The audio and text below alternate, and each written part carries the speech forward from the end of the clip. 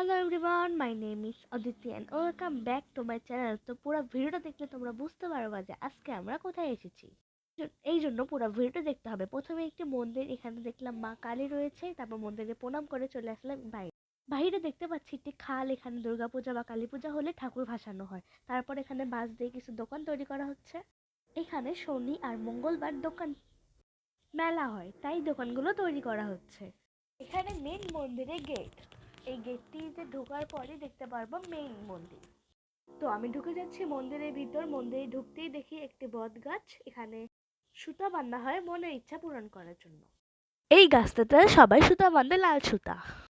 এখন তোমাদেরকে আরেকটা জায়গা দেখাবো, সেই জায়গাটা এখানে বলি দেওয়া হয়, কালী পূজা এখানে বলি দেওয়া হয়।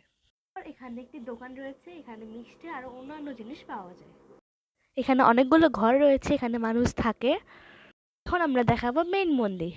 মন্দিরটি হলো ভরতকালী। আজকে আমরা এসেছি গাইবান্ধার ভরতখালীতে। আমরা যে পাড়ায় থাকি সবাই মিলে এখানে এসেছি। আমরা দেখতে পাচ্ছি মা ভরতকালীকে।